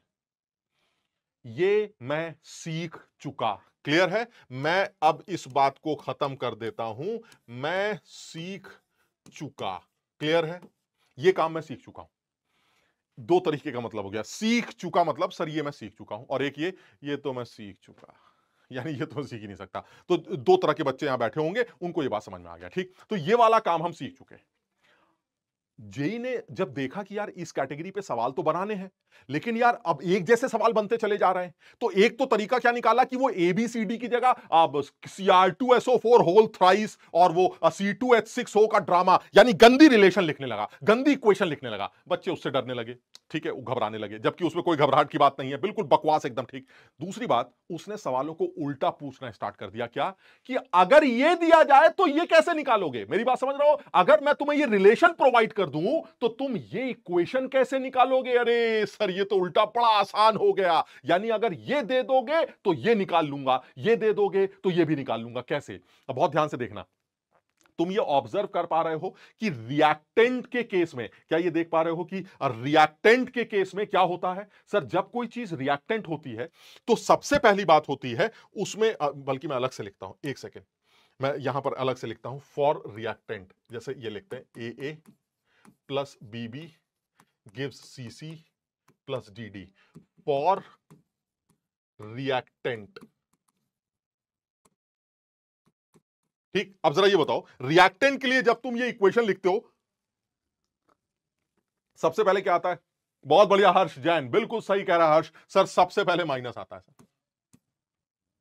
माइनस साइन ये बताता है कि वो रिएक्टेंट है। क्यों? क्योंकि सर रिएक्टेंट की कंसंट्रेशन चेंज नेगेटिव होता है, तो आपको शुरू में ही नेगेटिव लगाना पड़ता है ताकि रेट ऑफ डिसअपियरेंस वो पॉजिटिव आए।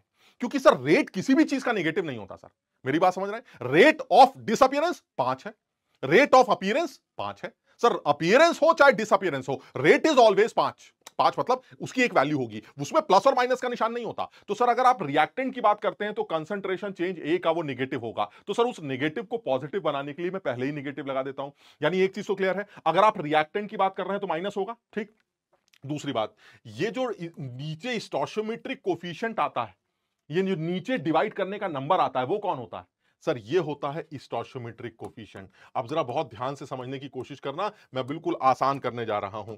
ये माइनस साइन क्या रिप्रेजेंट करता है? ये माइनस साइन रिप्रेजेंट करता है कि तुम कौन हो? रिएक्टेंट। और ये ए क्या रिप्रेजेंट करता है? ए रिप्रेजेंट करता है उस रिएक्टेंट का स्टोइचियोमेट्रिक कोफिशिएंट क्या है। लो, काम खत्म हो गया।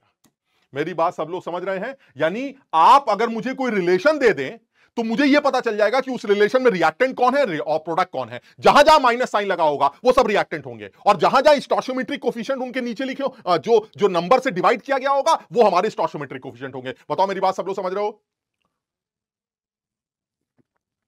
क्लियर है? प्रोडक्ट के लिए क्या होगा? सर फॉर प्रोडक्ट्स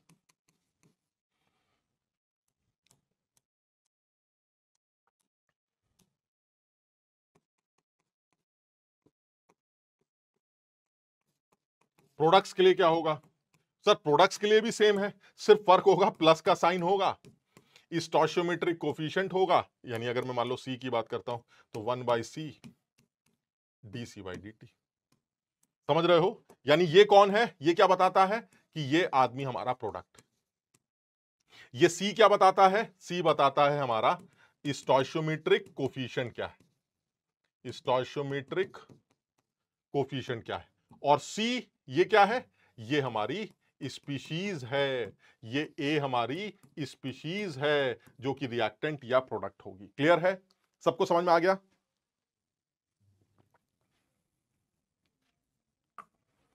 अब अगर मैं एक इक्वेशन बना दूं, समझ बात को, अब अगर मैं एक इक्वेशन बना दूं तो आपसे पूछ सकता हूं, ये लीजिए आप जल्दी से बताओ क्या हो रहा है। सर जस्ट उल्टा। अब तक तुम क्या करते थे? सर इक्वेशन दी जाती थी और मैं ये रिलेशन लिख देता था। अब ये रिलेशन लिखा गया है और मुझसे इक्वेशन पूछी जा रही है, क्या करूं? सर ये प्लस का निशान है, क्या बताता है? सर ये प्रोडक्ट है। सर कौन? सर सी। सी हमारा प्रोडक्ट है। ये भी प्लस का निशान है सर, ए हमारा प्रोडक्ट है। सर ये निगेटिव साइन है सर, डी हमारा रिएक्टेंट है। ये भी निगेटिव साइन है, बी हमारा रिएक्टेंट। क्लियर है? समझ में आया? और सर स्टोइचियोमेट्रिक कोफिशिएंट्स क्या है? यानी सबसे पहले तो क्या लिख दिया सर? सबसे पहले तो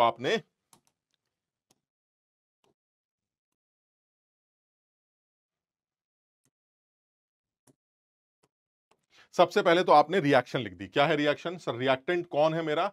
सर रिएक्टेंट आपका डी है और बी है, यानी बी प्लस डी गिव्स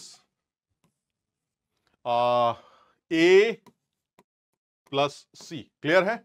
बहुत बढ़िया, बहुत बढ़िया। और अब स्टोइचियोमेट्रिक कोफिशिएंट्स कौन कौन से होंगे? सर जो भी डिवाइड में नंबर आ रहे हैं, सी के नीचे 2 आ रहा है तो सी के आगे 2 लगा दो। सर बी आदमी खाली है, 1 लगा दो। ए के साथ 4 आ रहा है, यहां 4 लगा दो। और सर डी के साथ 3 आ रहा है, यहां 3 लगा दो। Sir B plus 3d gives 4a plus 2c। Sir B is the correct option. Clear है?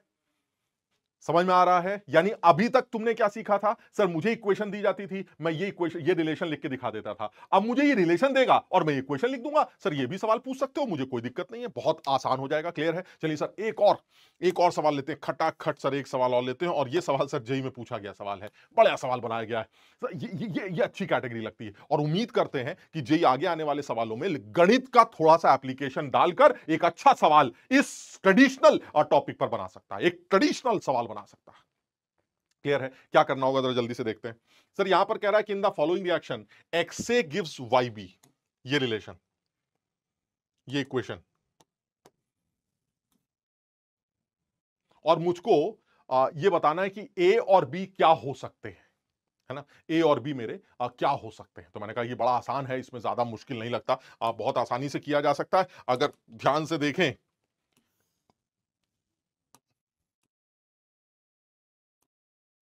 तो इस इक्वेशन को अगर तुम ध्यान से देखो तो थोड़ी सी मुझे लगता है मैथ्स लगानी पड़ेगी, और वो मैथ्स ये कहती है कि log 10 minus D A by D T is equal to log 10 D B by D T plus 0.3। 0.3 जो होता है वो log 2 होता है। 0.3 इज log 2। ठीक है, अब log की अगर तुम्हें प्रॉपर्टी आती है तो मेरे ख्याल से सब लोग समझ जाएंगे। Minus D A by D T is equal to, ये log 2 की वैल्यू समझ रहे बात को, log 2 की वैल्यू 0.3 है, तो ये 2 इंटू दिस हो जाएगा, this is twice of D B by D T. इसका मतलब ये हुआ कि मैं इसको लिख सकता हूं minus half D A by D T is equal to D B by D T. जल्दी से बताओ रिलेशन क्या आ गया सर? इससे साफ समझ में आता है कि इक्वेशन क्या होगी सर, ए गिव्स बी होगी और ए का स्टोइचोमेट्रिक कोफिशिएंट 2 होगा। सर ये मेरी इक्वेशन है सर, बस खत्म हो गया सर। अब आपको जो करना है कर लीजिए, यानी ए के दुगने करने से भी आएगा, ए को दुगना करने से भी मिलेगा। ए ये है, बी इधर है, किसको दुगना करने से भी आएगा सर? साफ समझ में आता है, C2H4 को दुगना करेंगे तो आपको C4H8 मिलेगा sir. Answer should be C. Clear है? ए हमारा C2H4 होगा, यानी इक्वेशन क्या बनेगी? इक्वेशन बनेगी twice of C2H4 gives C4H8। Sir ये आपकी इक्वेशन है, यानी ए मेरा C2H4 है और बी मेरा C4H8। अब सवाल बनाने वाला इस सवाल को कैसे भी चेंज कर सकता है। तुम समझ रहे हो उसमें थोड़ी सी मैथ्स लग रही है। मैथ्स क्या है सर? 0.3 को log 2 लिख दिया और फिर log a plus log b is equal to log ab का इक्वेशन बना दिया, तो ये 2 टाइम्स db और फिर एंटी लॉग ले लिया, तो log ऑफ दिस कैंसिल हो गया, तो ultimately minus D A by D T की वैल्यू हो गई 2 times db by D T. 2 को नीचे किया, खट से वही जो अभी हम बात कर रहे थे वो सॉल्व हो गया। क्लियर है? सबको ये बात समझ में आ रही है? सेकेंड लाइन समझ में नहीं आई। सेकेंड लाइन तो हमने कुछ लिखा ही नहीं, ये तो सिंपल सी थी, log a plus log b is equal to log ab, यानी ये इक्वेशन क्या बन जाएगी? ये बन जाएगी log of 10 minus D A by D T is equal to log of 2 times D B by D T. यार ये इतनी गणित तो तुम लोग को आनी चाहिए ना यार। log a plus log b log a भी होता है, तो 2 अंदर चला गया और फिर दोनों साइड एंटी लॉग ले लिया, तो जब दोनों साइड एंटी लॉग लोगे तो ये वाली इक्वेशन आ जाएगी। और जैसे ही आपको इक्वेशन मिल गई, अब आपको पता ही है सर इक्वेशन को देखकर हम या रिलेशन को देखकर इक्वेशन कैसे बनाते हैं। तो इक्वेशन आ गई 2a plus B, 2a is equal to B, और 2a is equal to B वाला खेल क्या है sir? 2a is equal to B वाला खेल तो सर कौन सा बनेगा? जब आप C2H4 को C4H8 में कन्वर्ट करेंगे। अच्छा यही सवाल थोड़ा सा चेंज कर सकते हैं, यही सवाल ऐसा भी पूछ सकते हैं जिसमें आप 0.3 की जगह मान लीजिए, अब जैसे यही वाला सवाल है, सेम सवाल है, एक्स और वाई का रेशो बताइए। अरे सेम है सर, अभी तो बात हुई थी, एक्स और वाई का सेम सवाल है सर, एक्स और वाई का रेशो निकालना है, तो एक्स की क्या इक्वेशन बनी थी? 2a गिव्स, तो अगर x इज टू वाई चाहिए तो क्या आ जाएगा? 2:1। बिल्कुल आसान। अच्छा यही सवाल ऐसे भी कर सकते थे, जैसे मान लीजिए मैं ये सेम सवाल लेता हूं, मान लीजिए यही सवाल ऐसे ले लिया जाए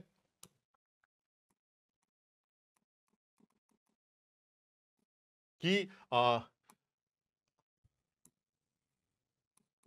x A gives Y B, ये एक इक्वेशन है और हमें रिलेशन दे रखा है minus D A by D T log plus 0.3 is equal to 0.48 plus log D B by D T.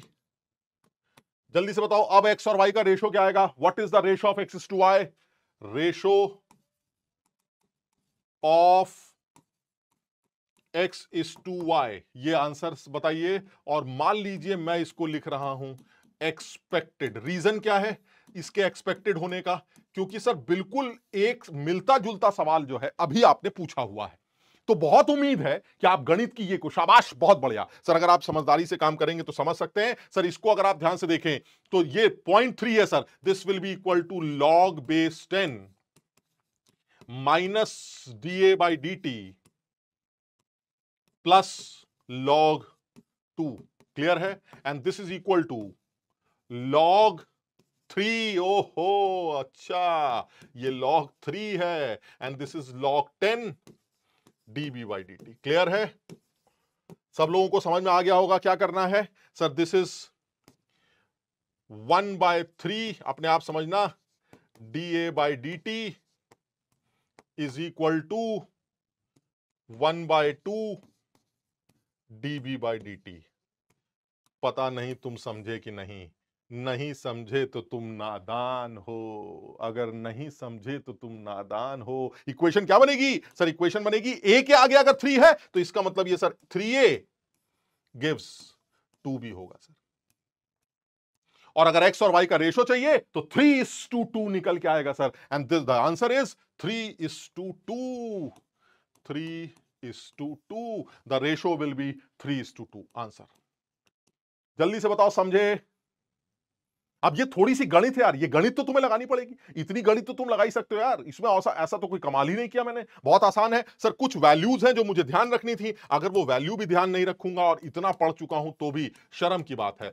log 2 is equal to 0.3, log 3 is equal to 0.48, log 5 की value 0.7 और log कुछ और याद कर लेते हैं, log 7 की वैल्यू 0.845 के आसपास। कम से कम कुछ ऐसी वैल्यूज जो यूनिक वैल्यूज हैं उनको तो याद कर ही सकते हो ना यार।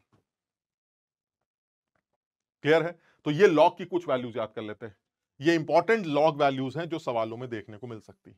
अब सोचो इसी में, अब तुम सब लोग, अच्छा मैं एक बार ऐसे पूछ रहा हूं, तुम्हें से कितने लोग इस बात को एग्री करते हैं कि तुम ही अभी बैठे बैठे यहीं पर एक बहुत खूबसूरत सवाल बना सकते हो, कुछ गोल बोल करके 0.3 की जगह सर log 18 की वैल्यू रखते हैं। log 18 को 9 इंटू 2 से निकाला जा सकता है सर। 9 इंटू 2, मेरी बात सब लोग समझ रहे हैं मैं क्या कह रहा हूं? यानी मैं ये बताना चाह रहा हूं कि सर कुछ ऐसी वैल्यू जिसकी वैल्यू डायरेक्ट ना हो। समझ रहे बात को? जैसे log 18 कितना होता है सर? log 18 ऐसे ऐसे सिर्फ बेवकूफ बनाने के लिए लिख रहा हूं। log 18 जो हो गया वो हो गया log 9 इंटू 2, यानी log 9 प्लस log 2। log 9 कितना होगा? 3 स्क्वायर। 3 स्क्वायर मतलब 2 log 2, 2 log 3, तो दैट इज 0.96 प्लस 0.3। सर ये वैल्यू अगर मैं ले लूं, है ना, और वो यहां रख दूं, तो तुम्हें खुद समझना पड़ेगा कि अरे यार जो वैल्यू दे रखी है वो 18 की वैल्यू है। तो सवाल एक मुश्किल एडवांस लेवल का सवाल बन सकता है। आप समझ रहे हैं मेरी बात को? आप एडवांस लेवल का एक सवाल बना सकते हैं। तो ये अच्छी चीज है, आप समझिए, ये एक अच्छी चीज है। जेई ने क्योंकि इसके ऊपर एक बार शुरुआत की है तो मुझे उम्मीद है कि इसके ऊपर उसको सवाल आगे आपको देखने को मिलेंगे। तो अब तक बहुत सारे सवाल इक्वेशन को देखकर आप रिलेशन लिखना सीख गए, रिलेशंस को यूज करके अपीयरेंस डिसअपीयरेंस रेट्स को यूज करके, रेट ऑफ रिएक्शंस को यूज करके इंटर कन्वर्ट कर सकते थे। आगे जेई ने एक सवाल ऐसा भी बनाया जिसमें उसने यह बताया कि भाई साहब देखिए ऐसा है, मैं आपको कंसंट्रेशन चेंज ना देकर वेट्स के चेंज दूंगा। तो हम समझ गए, वेट्स के चेंज अगर दोगे तो मैं मोल्स में कन्वर्ट करके वॉल्यूम से डिवाइड करके कंसंट्रेशन चेंज ही निकाल के लाऊंगा और सवालों को उसी तरह से आगे बढ़ाऊंगा। फिर जेई ने और थोड़ा सा मुश्किल बनाने के लिए क्या ड्रामे शुरू किए, उसने एबीसीडी की जगह उल्टी सीधी केमिकल रिएक्शंस लिखना स्टार्ट कर दिया। बच्चे वहां से घबराना स्टार्ट कर गए। लेकिन जिन लोगों को वहां से हिम्मत मिली तो जेई ने फिर एक नया काम कर दिया कि रिलेशन को देख, रिएक्शन को देखकर रिलेशन बनाना तो सीख गए थे, रिलेशन को देखकर रिएक्शन कैसे बनाई जाती है यह उसने नया काम कर दिया। तो उसका एक बड़ा अच्छा तरीका क्या था, जहां जहां माइनस का साइन होगा वो रिएक्टेंट होगा। क्लियर? और जो उसके साथ न्यूमरल डिवीजन में होगा, वो जो नंबर डिवाइड कर रहा होगा वो हमारा स्टोशियोमेट्रिक कोफिशिएंट होगा। तो यानी आप रिएक्टेंट भी पहचान लेंगे, प्रोडक्ट भी पहचान लेंगे और उनके स्टोशियोमेट्रिक कोफिशिएंट्स उनके डिवाइड करे हुए नंबर से पता चल जाएंगे, आपको इक्वेशन पता चल जाएगी। क्लियर है? समझ में आया भाई सबके? सबको ये वाली बात समझ में आ गई? मतलब सिर्फ मैं ये बताना चाह रहा था कि एक अच्छे लेवल का सवाल ऐसा भी बन सकता है जिसमें यहां 0.3 और यहां 0.48 की जगह कुछ थोड़ा सा मुश्किल कर दे। जैसे हो सकता है यहां 0.96 हो, तो जो पढ़ा लिखा बच्चा सोचेगा यार ये 0.96 क्या होता है, लेकिन एकदम से स्ट्राइक करेगा अबे ये तो 0.48 इंटू 2 होता है, और 0.48 इंटू 2 का मतलब है 3 का स्क्वायर, यानी log 9 है ये। आप समझ रहे हैं? तो स्टोशियोमेट्रिक कोफिशिएंट में यहां 9 आ जाएगा। मेरी तुम लोग मेरी बात समझ लो क्या कह रहा हूं? तो आप इस चीज को थोड़ा सा समझदारी से इस टॉपिक को एक बार जरूर रिवाइज करिएगा, इस पर अच्छे सवाल बनाए जा सकते हैं। क्लियर है? जल्दी से बता दो, क्या यहां तक की बातें सारी समझ में आ गई? क्लियर है? जल्दी से बता दो, जल्दी, एकदम टाइम नहीं भाई, फटाफट एकदम। क्या यहां तक की सारी बातें समझ में आ गई?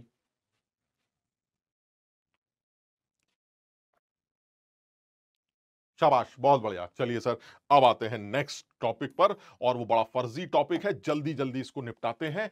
रिएक्शंस के जो रेट हैं वो किन फैक्टर्स के ऊपर डिपेंड करते हैं, है ना? तो अब बहुत आसान है और बहुत थ्योरेटिकल है, और सारी दुनिया जानती है सर, रिएक्शन के रेट जो है वो कंसंट्रेशंस पर तो डिपेंड करते ही होंगे। ऑब्वियस ही सर, अगर रिएक्टेंट्स की कंसंट्रेशन बढ़ाओगे तो उनका आपस में कोलिजन बढ़ेगा, जिसकी वजह से प्रोडक्ट के बनने के चांसेस बढ़ जाएंगे, इसमें कोई शक नहीं है। यानी अगर आप कंसंट्रेशन इंक्रीज करते हैं तो इसमें कोई शक नहीं है कि रिएक्शन का रेट पक्का इंक्रीज करेगा। Number of reactant molecules per unit volume increase करेंगे, number of effective collisions increase करेंगे, जिसकी वजह से रिएक्शन का रेट इंक्रीज कर जाएगा। क्लियर है भाई? जो लोग रिएक्ट कर रहे हैं, अगर आप उन्हीं के नंबर बढ़ा देंगे तो उनकी रिएक्शन का रेट बढ़ जाएगा, इसमें कोई डाउट नहीं है। क्लियर है? समझ में आया? चलिए दूसरी बात, दूसरा है टेम्परेचर। अब बिल्कुल सही है सर, अगर आप किसी रिएक्शन का टेम्परेचर इंक्रीज करते हैं तो भी रिएक्शन का रेट बढ़ जाता है। उसका रीजन क्या है? उसका रीजन यह है सर, जनरली रिएक्टेंट्स की जो एनर्जी है वो कम होती है, ठीक? अगर इनको प्रोडक्ट्स के पास जाना है तो उनको एक बैरियर क्रॉस करना पड़ता है। इस बैरियर को थ्रेशोल्ड बैरियर कहा जाता है। यानी कुछ ऐसा हो गया, जैसे मैं रिएक्टेंट, ठीक, और मुझे प्रोडक्ट तक पहुंचना है, तो होता क्या है कि मुझे ये पूरा पहाड़ चढ़ के जाना पड़ता है। तो मैं क्या सोचता हूं, अरे यार प्रोडक्ट तक कैसे पहुंचूं, इतना ऊंचा पहाड़ है, कैसे जाऊंगा? तो ऐसे में मैं उसको कुछ एक्स्ट्रा एनर्जी देता हूं ताकि वो पहाड़ चढ़ सके। उस एक्स्ट्रा एनर्जी को एक्टिवेशन एनर्जी का नाम दिया जाता है। यानी रिएक्टेंट्स को प्रोडक्ट्स तक पहुंचाने के लिए इस पहाड़ को चढ़ाना पड़ता है, जिसके लिए उसको कुछ एक्स्ट्रा एनर्जी देनी पड़ती है, जिसको एक्टिवेशन एनर्जी कहा जाता है। यानी रिएक्टेंट्स प्रोडक्ट्स में कन्वर्ट होंगे with this activation energy. Clear?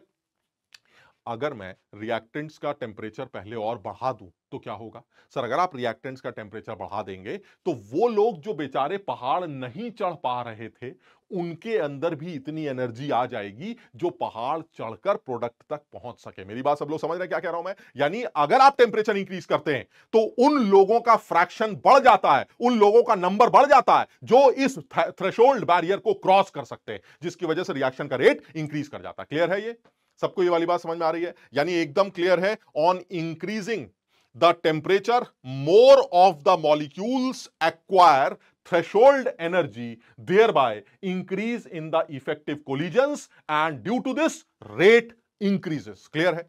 यानी कहने का मतलब यह हुआ कि बहुत सारे लोग जो हैं जो प्रोडक्ट तक नहीं पहुंच पा रहे थे क्योंकि उनके पास इतनी एनर्जी नहीं थी जो इस बैरियर को क्रॉस कर सके। तो मैं अगर टेम्परेचर इंक्रीज करता हूं तो वो लोग जो बैरियर क्रॉस नहीं कर पा रहे हैं वो लोग भी इस बैरियर को क्रॉस करके प्रोडक्ट में कन्वर्ट होने लगेंगे और रिएक्शन का रेट इंक्रीज कर जाएगा। क्लियर है? समझ में आया? पीओआर की फुल फॉर्म है प्रोग्रेस ऑफ रिएक्शन। पीओआर मतलब प्रोग्रेस, यानी रिएक्शन चल रही है, प्रोग्रेस ऑफ रिएक्शन, रिएक्शन चल रही। समझ बात को? Next, catalyst. ऑब्वियस है सर, ये भी बहुत आसान सा फैक्टर है सर। जनरली कैटलिस्ट रिएक्शंस के रेट को बढ़ाता है। क्लियर है? बिल्कुल सही है, अब तुमने बचपन से पढ़ा इस बात को सर। जनरली कैटलिस्ट रिएक्शन के रेट्स को बढ़ाता है, और उसका रीजन क्या है सर? कैटलिस्ट ये कहता है कि मैं इस रिएक्शन को नए रास्ते से लेके जाऊंगा। यानी अगर तुम इस रिएक्टेंट को प्रोडक्ट के पास ले जाना चाहते हो तो तुम्हारे पास दो रास्ते, एक रास्ता तो ये जो ऊंचा पहाड़ है और एक रास्ता ये जो नीचा पहाड़। तो कैटलिस्ट जनरली क्या कहता है? जनरली कैटलिस्ट ये कहता है कि मैं इस रिएक्शन को एक ऐसे पहाड़ से लेके जाऊंगा जिसकी ऊंचाई कम है। अब आप जरा समझिए क्या होगा, पहले इस पहाड़ से चढ़ना था, अब आपने कैटलिस्ट डाला, तो कैटलिस्ट डालते ही अब आपकी ऊंचाई कम हो गई। इसका मतलब अब आपके रिएक्टेंट्स को सिर्फ इतना ही एक्टिवेट करना पड़ेगा। यानी कैटलिस्ट जनरली एक्टिवेशन एनर्जी को घटा देता है, और जब एक्टिवेशन एनर्जी घट जाती है तो ज्यादातर लोग उस पहाड़ को क्रॉस करके प्रोडक्ट में कन्वर्ट होने लगते हैं और रिएक्शन का रेट इंक्रीज कर जाता है। क्लियर है? ये सबको ये बात समझ में आ रही है?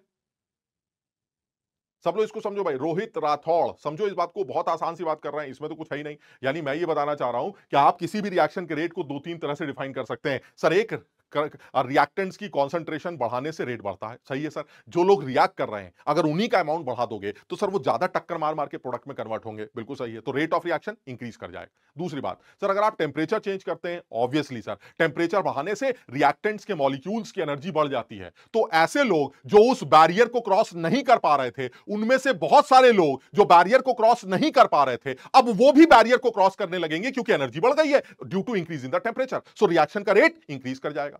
सर कैटलिस्ट क्या करता है? कैटलिस्ट कहता है ऐसी की तैसी सर बैरियर की, मैं इस बैरियर को ही नीचे कर दूंगा। यानी कैटलिस्ट रिएक्शन को एक ऐसा पाथ देता है जिसका एक्टिवेशन छोटा होता है।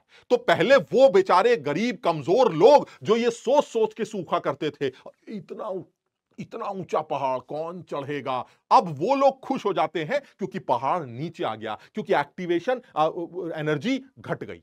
मेरी बात समझ रहे हैं? यानी कहने का मतलब ये हुआ, उस कैटलिस्ट ने क्योंकि एक्टिवेशन उस रिएक्शन को एक ऐसे पाथ से ट्रांसफर किया जिसकी एक्टिवेशन एनर्जी कम है। यानी ये जो कैटलिस्ट है अगर आप यूज करते हैं तो कैटलिस्ट इस रिएक्शन को एक ऐसे पाथ से लेके जाएगा जिसकी एक्टिवेशन एनर्जी कम है। तो अब वो गरीब लोग जो इतना ऊंचा नहीं चढ़ पाते थे वो इतनी ऊंचाई चढ़ सकते हैं। तो अब वो लोग भी प्रोडक्ट में कन्वर्ट होने लगेंगे। क्लियर है? समझ में आया बात? यानी कैटलिस्ट का काम क्या है? कैटलिस्ट, जनरल कैटलिस्ट की बात कर रहे हैं। जनरली कैटलिस्ट के आने से रिएक्शन एक ऐसे पाथ को फॉलो करती है जिसकी एक्टिवेशन एनर्जी कम होती है। यानी जिस पाथ में रिएक्टेंट्स को कम एक्टिवेट करना पड़े प्रोडक्ट में ले जाने के लिए, वो एक ऐसा पाथ चूज करता है। तो ऐसे में सर बहुत सारे रिएक्टेंट्स प्रोडक्ट्स में कन्वर्ट होने लगते हैं और रिएक्शन का रेट इंक्रीज कर जाता है। क्लियर है? HP and HR are the energies of reactants and energies of product. Clear है? HP and HR are the energies of reactants and products. तो यानी अगर रिएक्टेंट्स को प्रोडक्ट्स के पास जाना है तो इस बैरियर को क्रॉस करना पड़ेगा। अब ये बैरियर बहुत ऊंचा है तो किसी तरह से बैरियर को नीचे कर देते हैं। वो काम करने के लिए कौन आता है सर? वो काम करने के लिए कैटलिस्ट आता है। कैटलिस्ट इस बैरियर को नीचे कर देता है। सर टेम्परेचर भी तो यही करता है ना? टेम्परेचर बैरियर को नीचे नहीं करता है। टेम्परेचर इन लोगों को इतनी एनर्जी दे देता है कि वो इतने ऊंचे बैरियर को भी क्रॉस कर जाते हैं। मेरी बात समझ रहे हैं? कोई अगर आपको बेवकूफ बनाने के लिए बोले तो आप उसको बता दीजिएगा कैटलिस्ट उसी टेम्परेचर पर उन गरीब लोगों को एक्स्ट्रा एनर्जी नहीं देता। कैटलिस्ट ये कहता है कि उन गरीबों में से भी अब कुछ लोग इस पहाड़ को चढ़ सकते हैं क्योंकि पहाड़ नीचे हो गया है। मेरी बात समझ रहे हैं? और टेम्परेचर क्या कहता है? टेम्परेचर कहता है पहाड़ तो उतना ही ऊंचा है लेकिन मैं इन गरीबों को इतनी एनर्जी दे दूंगा कि वो इतने ऊंचे पहाड़ को भी ट्रैवल कर जाएंगे, रेट इंक्रीज कर जाएगा। दोनों में अंतर समझ में आ रहा है? यानी टेम्परेचर क्या रेट को क्यों बढ़ाता है? क्योंकि वो रिएक्टेंट्स के मॉलिक्यूल्स को एक्स्ट्रा एनर्जी प्रोवाइड करता है ताकि वो पहाड़ चढ़ सके। और कैटलिस्ट की वजह से रेट क्यों बढ़ जाता है? क्योंकि कैटलिस्ट रिएक्टेंट के मॉलिक्यूल्स को यह कहता है कि तुम्हारी एनर्जी तो उतनी है लेकिन मैं पहाड़ की ऊंचाई कम कर दूंगा ताकि कम एनर्जी वाले भी इस पहाड़ को क्रॉस कर सके और प्रोडक्ट रिएक्शन का रेट इंक्रीज कर सके। क्लियर है? सबको ये वाली बात समझ में आ रही है? जल्दी से बताओ समझ में आया? ये वाली बात समझ में आ गई सबके? ठीक है, चलिए आगे पॉइंट। गरीब का मतलब वही था हमारा। ठीक। दूसरा सरफेस एरिया। हाँ सर ये भी लॉजिकल है sir. Surface area is also logical.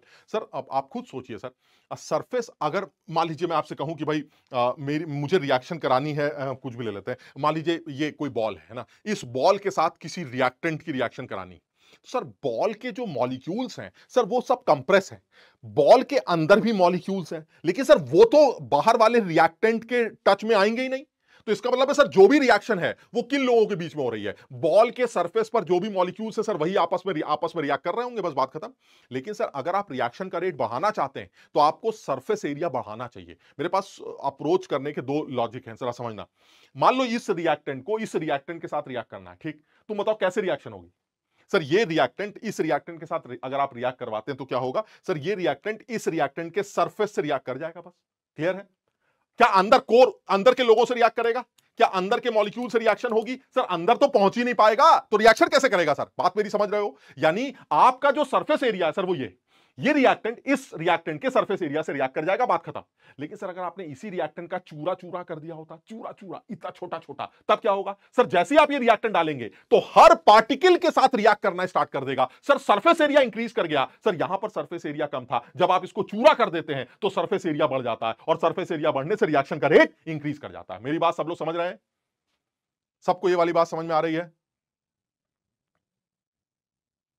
सबको ये वाली बात समझ में आ रही है? ठीक है ये? ठीक है, यानी कहने का मतलब यह हुआ कि अगर आप सरफेस एरिया रिएक्टेंट्स का इंक्रीज करते हैं तो नंबर ऑफ कोलिजन्स भी इंक्रीज करने लगते हैं, साथ ही साथ रिएक्टेंट्स का सरफेस एरिया बढ़ाने से उनका आपस में रिएक्शन भी फेवरेबल होता है, आपस में रिएक्शन का रेट भी इंक्रीज कर जाता है। यानी चौथा फैक्टर है सरफेस एरिया बढ़ने से रेट हमारा इंक्रीज कर जाता है। बहुत आसान है। नेक्स्ट पॉइंट पर आते हैं फटाफट। लाइट की प्रेजेंस, कुछ ऐसी रिएक्शंस होती हैं, सारी रिएक्शंस के लिए तो नहीं बोल रहा हूं, बट कुछ ऐसी रिएक्शंस होती हैं जिसमें लाइट की प्रेजेंस या लाइट की इंटेंसिटी इंक्रीज करने से रेट बढ़ जाता है। अब आप जरा समझिए, जैसे जो जनरल रिएक्शन है, जैसे फोटोकेमिकल रिएक्शन, तो अगर आप फोटोकेमिकल रिएक्शंस की बात करते हैं तो फोटोकेमिकल रिएक्शंस में आपको इस तरह की चीजें देखने को मिल सकती हैं कि जनरली रिएक्शन कैसे होती है सर, मुझे पता है H2 और Cl2 मिलकर मान लीजिए HCl बना रहे हैं, तो होगा क्या सर, H2 को तो मुझे लगता है तुम लोग ने थोड़ा बहुत थर्मोडायनेमिक्स पढ़ी होगी, तो तुम्हें यह आइडिया होगा H2 और Cl2 से मिलाकर अगर आप HCl बनाना चाहते हैं तो क्या होगा सर, आप H2 को तोड़ेंगे, तो H2 को तोड़ने के लिए आप क्या मारेंगे, फोटोन। इसी तरह से आप Cl2 को तोड़ेंगे, तो ये तो क्लियर है सर, जितने फोटोन मारेंगे उतने ही बॉन्ड टूटेंगे, तो जितने बॉन्ड टूटेंगे उतने प्रोडक्ट बनेंगे। इसका क्या मतलब हुआ सर, जितने फोटॉन्स के नंबर बढ़ाएंगे उतने ज्यादा बॉन्ड ब्रेकेज होंगे, और जितने ज्यादा बॉन्ड ब्रेकेज होंगे उतना ज्यादा H और Cl का आपस में जुड़कर HCl बनाने की संभावनाएं बढ़ जाएंगी। यानी अगर आप फोटॉन्स के नंबर बढ़ाते जाएंगे तो H2 का बॉन्ड लगातार टूटता जाएगा, एक H2 टूटेगा, दूसरा H2 टूटेगा, तीसरा H2 टूटेगा। सर नंबर ऑफ H2 टूटेंगे, नंबर ऑफ Cl2 टूटेंगे, तभी तो HCl बनेंगे। इसका मतलब यह हुआ सर, फोटॉन्स की इंटेंसिटी इंक्रीज करने से रेट पर असर पड़ता है, लेकिन उन रिएक्शंस का जो फोटोकेमिकल रिएक्शंस है, वो रिएक्शन जो कि फोटॉन्स की वजह से होती है। मेरी बात सब लोग समझ रहे हैं? सबको ये वाली बात समझ में आ रही? मैं ज्यादा एग्जांपल्स वगैरह के चक्कर में नहीं पड़ रहा हूं, ना तुम्हें उसकी जरूरत है। वो तुमसे सीधे सीधे पूछ सकता है, क्या कभी भी किसी रिएक्शन का रेट लाइट की इंटेंसिटी पर डिपेंड करता है? तो आप कह दीजिएगा सारी रिएक्शंस का रेट तो लाइट की इंटेंसिटी पर डिपेंड नहीं करता है, लेकिन कुछ ऐसी रिएक्शंस जो फोटोकेमिकल रिएक्शंस हैं, जो फोटॉन्स की वजह से बढ़ती हैं, सर अगर आप उसमें फोटॉन्स के नंबर्स इंक्रीज करते हैं तो आपको रेट ऑफ रिएक्शन बढ़ता हुआ नजर आता है। जल्दी से बताओ, क्लियर है? यानी लाइट की प्रेजेंस भी रिएक्शन के रेट को गवर्न कर सकती है। किस रिएक्शंस को सर? फोटोकेमिकल रिएक्शंस को। चलिए फटाफट नेक्स्ट पॉइंट पर मूव करते हैं।